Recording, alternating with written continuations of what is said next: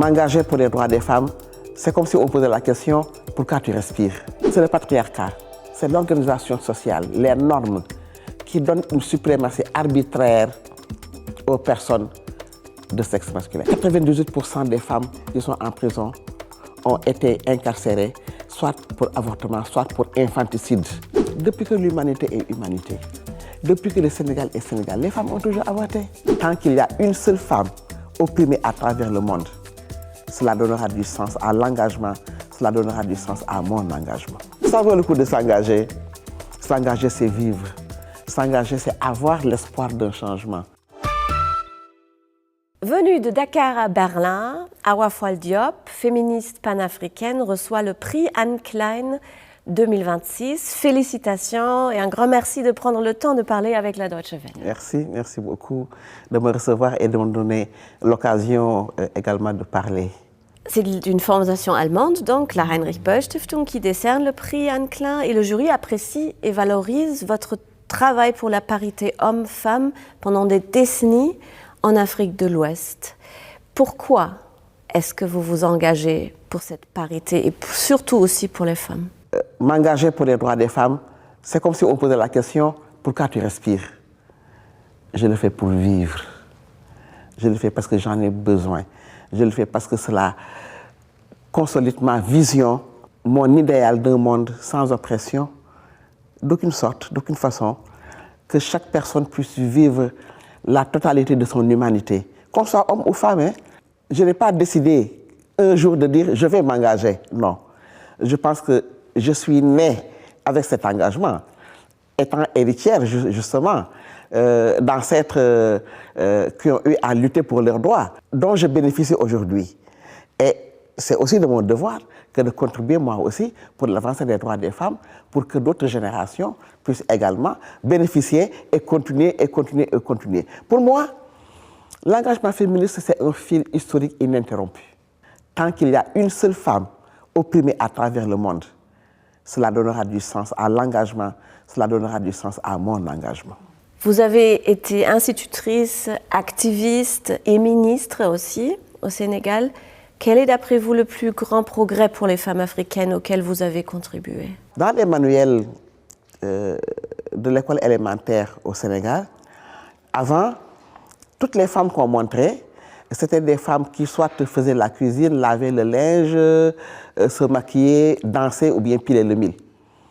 Donc il y avait la promotion d'une division sexuelle du travail qui reléguait les femmes et les filles dans le cadre privé, dans la domesticité. Et toutes les professions qu'on montrait, chef de gare, instituteur, infirmier, scientifique, c'était exclusivement des hommes. J'ai pris le livre, je suis allé, j'ai parlé au ministre de l'Éducation, c'était M. André Sonko en son temps. Et il y a eu tout un travail qui a été fait au niveau des écoles élémentaires. Nous avons fait des affiches, nous avons fait des manuels pour raconter l'histoire de notre pays autrement.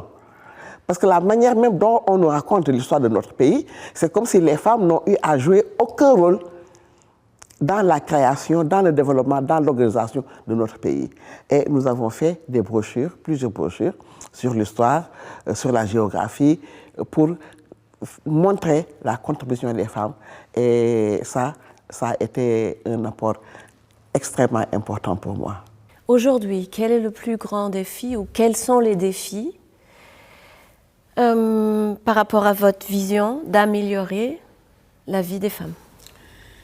Les défis principaux, je dirais même le défi principal, concerne les violences basées sur le genre. Aujourd'hui, nous sommes confrontés au problème des féminicides au Sénégal.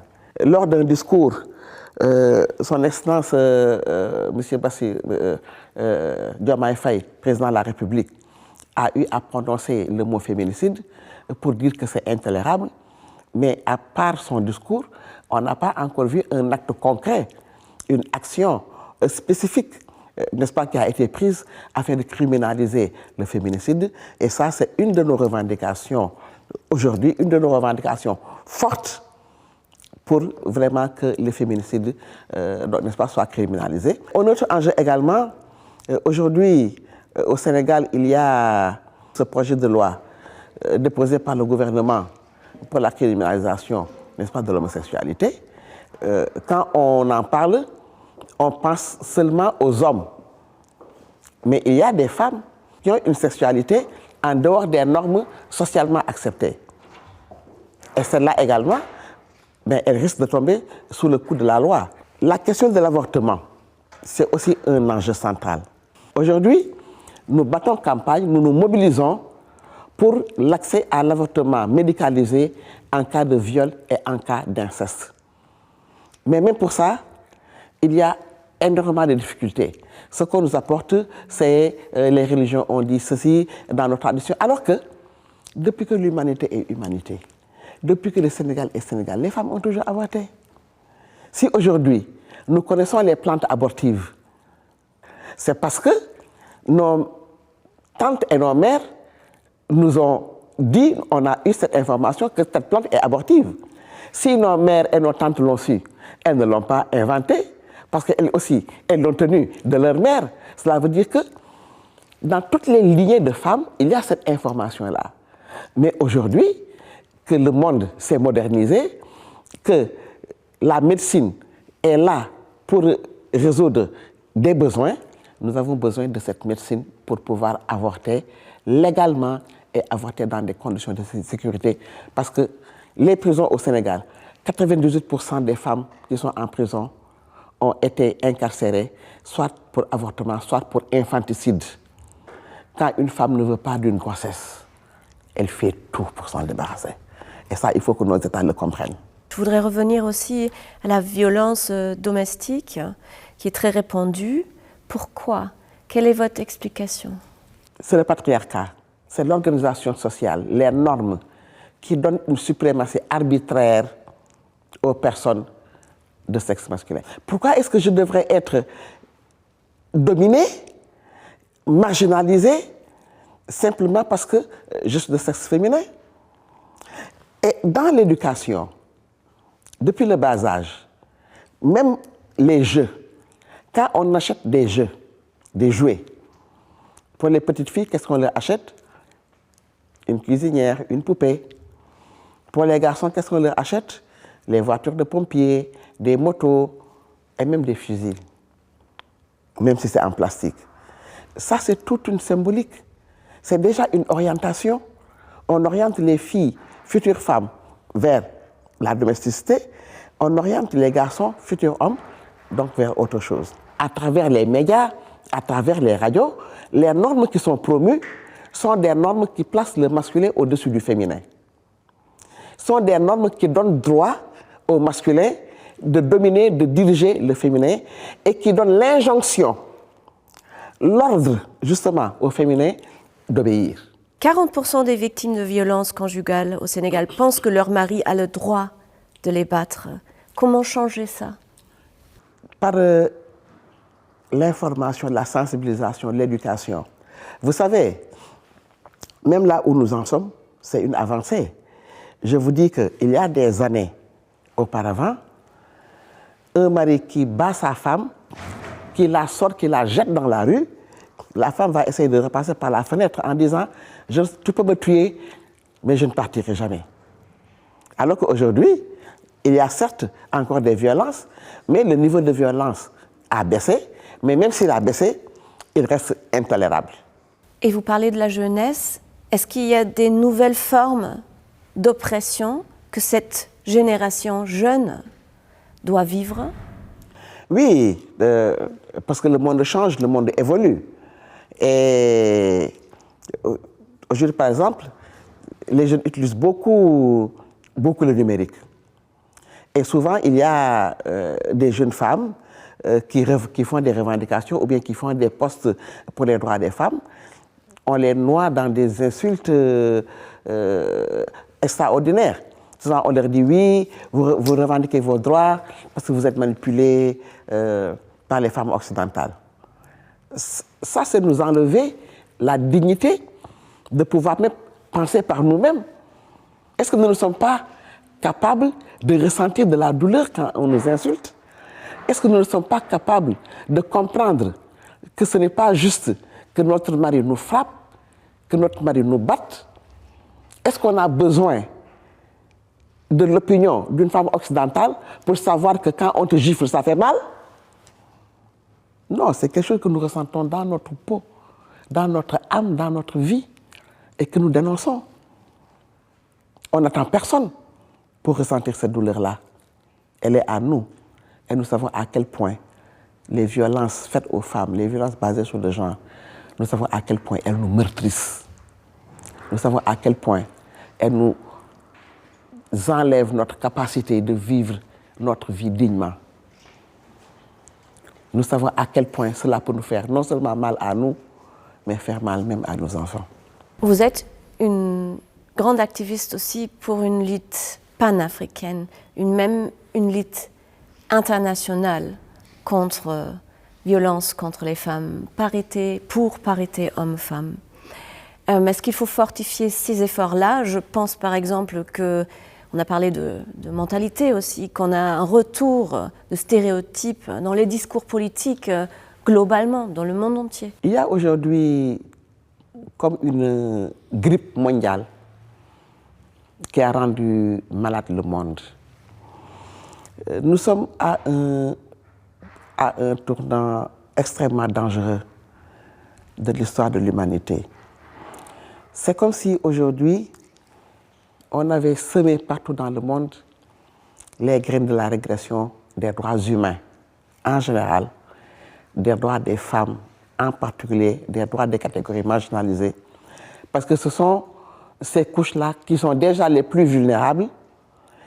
Et avec les crises actuelles, le peu de droits, le peu de justice dont ces couches-là jouissaient sont en train de s'effriter, n'est-ce pas, sont en train donc de s'amenuiser. Et aujourd'hui, le mouvement anti-droit, le mouvement anti-genre est réseauté, corrélé, organisé au niveau mondial. Il y a des religieux, des hommes et des femmes d'affaires, ainsi que des États, mais qui sont coalisés. Quand nos adversaires sont coalisés, la seule solution qui nous reste, mais c'est de nous coaliser nous aussi. Si nous restons dispersés, si nous restons à lutter chacune de son côté, comme on dit chez nous, une brindille, tu peux la briser, mais un fagot de brindille, tu ne peux pas le briser. Et nous devons devenir un fagot de brindille. D'autant plus que le mouvement anti-droit reçoit énormément de fonds, beaucoup plus d'argent que ce que les organisations de défense des droits humains ou les organisations de défense des droits des femmes reçoivent comme financement. Ils ont des milliardaires à leur disposition. Ils ont des congrégations religieuses, musulmanes ou chrétiennes ou autres, qui mettent énormément d'argent, n'est-ce pas, à leur disposition. Et nous, on est là à rechercher des miettes à gauche et à droite. Et donc, il faut que nous puissions mutualiser nos efforts, mutualiser nos ressources et lutter ensemble. Vous êtes une personne qui a aussi payé un certain prix personnellement pour votre engagement. Comment rendre courageuses et courageux les autres à partir de cette expérience? Est-ce que vous pouvez nous dire comment est-ce que c'est, quel est le prix qu'on paye quand on veut vraiment s'engager, et est-ce que ça vaut le coup, et d'où tirer le courage? Ça vaut le coup de s'engager. S'engager, c'est vivre. S'engager, c'est avoir l'espoir d'un changement. C'était tellement normal dans mon cursus militant, dans mon cursus d'engagement, de faire la prison, que pour moi, ce n'était même pas un fait à évoquer. Je n'en parlais jamais. Et récemment, avec les tensions que nous connaissons, il y a certaines filles qui disaient « Oui, si on fait ça, la police… » J'ai dit eh, « Écoutez, moi j'ai fait 2 fois la prison. Je suis là devant vous. Est-ce que j'en suis morte ?» Quand on veut manger du akara, c'est une sauce qu'on mange chez nous. Il faut avoir le courage de supporter le piment. Parce que c'est un plat qui est pimenté. Quand on aime ce plat-là, il faut aussi aimer le piment.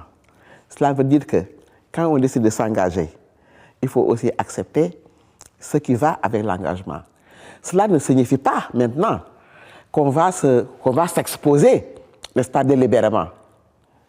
On ne va pas se mettre à faire ou à dire des choses qui peuvent nous mettre en faux avec la justice, qui peuvent nous créer des problèmes. Non, il ne s'agit pas de ça. Mais des fois, tu peux être en droite ligne avec ce que l'État a prévu, avec les textes, avec tout ce que tu veux. Mais si l'État décide, ou si une autorité décide que ce que tu dis là, ça ne lui plaît pas, et décide de te mener vers la justice, eh bien tu ne peux rien, parce que c'est la police qui viendra te prendre, n'est-ce pas, et qui va te mener, n'est-ce pas, en jugement au tribunal. Mais que ce sont des choses qu'il faut prévoir. Ce sont des choses qu'il ne faut pas totalement écarter. Et chez nous, on dit toujours que celles qui n'ont pas le courage fuient, que celles qui ont le courage restent.